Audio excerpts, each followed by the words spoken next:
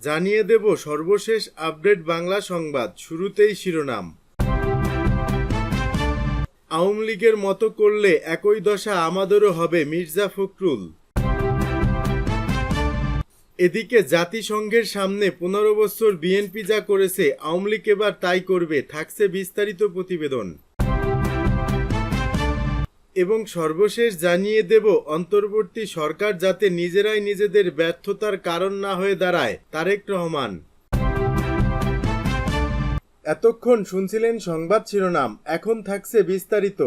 আওয়ামী লীগের মতো করলে একই দশা আমাদেরও হবে, মির্জা ফখরুল।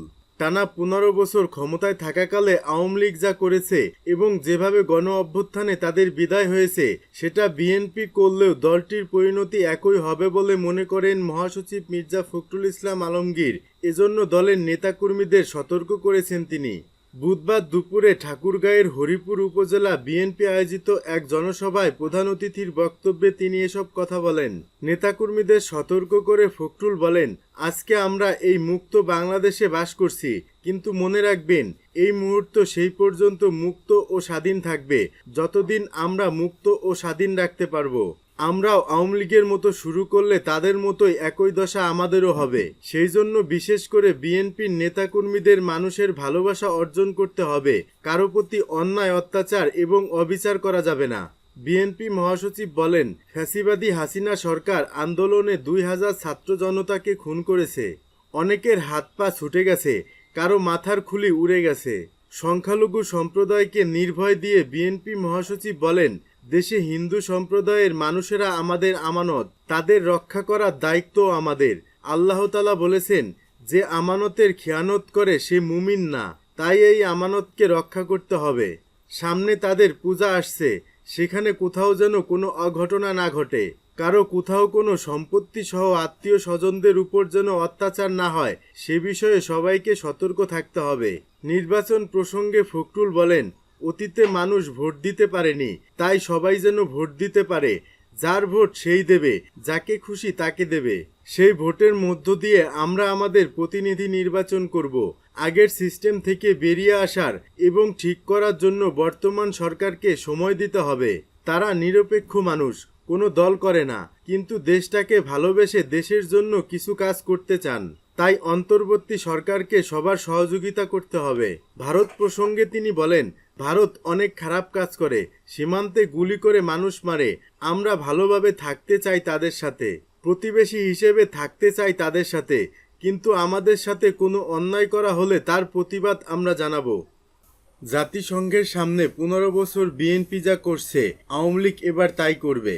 গত 15 বছর ধরে জাতিসংঘের সাধারণ অধিবেশন চলাকালীন সময়ে জাতিসংঘ সদর দপ্তরের সামনে যুক্তরাষ্ট্র বিএনপির নেতাকর্মীরা যা যা করেছিল, এবার তাই করবেন যুক্তরাষ্ট্র আওয়ামী লীগের নেতাকর্মীরা।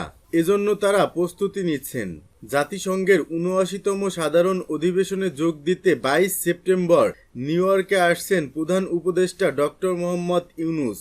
তার আগমনের প্রতিবাদে জেএফকে বিমানবন্দর এবং জাতিসংঘ সদর দপ্তরের সামনে বিক্ষোভ সমাবেশ করবে যুক্তরাষ্ট্র আওয়ামী লীগ ও সহযোগী সংগঠন।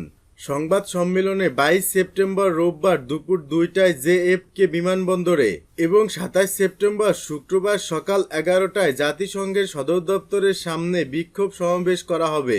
সংবাদ সম্মেলনে লিখিত বক্তব্যে বলা হয়, জাতির পিতা বঙ্গবন্ধু শেখ মুজিবুরের নেতৃত্বে এবং 30 লাখ শহীদের রক্তে রঞ্জিত অর্জিত আমাদের স্বাধীনতা, সেই স্বাধীনতাকে অস্বীকার করে শিক্ষার্থীদের কোটা সংস্কার আন্দোলনকে হাতিয়ার হিসেবে ব্যবহার করে অসাংবিধানিকভাবে জোরপূর্বক অন্তর্বর্তীকালীন দখলদার সরকারের প্রধান উপদেষ্টা হিসেবে ডক্টর ইউনূস দেশে নৈরাজ্য ও পৈশাচিক হত্যাকাণ্ড চালিয়ে যাচ্ছেন। ডক্টর ইউনূস এযাবৎ 5000-এর অধিক পুলিশ, ছাত্র, সংখ্যালঘু সাধারণ মানুষ ও আওয়ামী লীগের নেতাকর্মী হত্যা এবং আনুমানিক 10,000 নেতাকর্মীকে মিথ্যা মামলায় গ্রেপ্তার ও মামলা দায়ের করেছে। লিখিত বক্তব্যে বলা হয়েছে, দেশের জনগণ শান্তিতে বসবাস করতে পারছে না।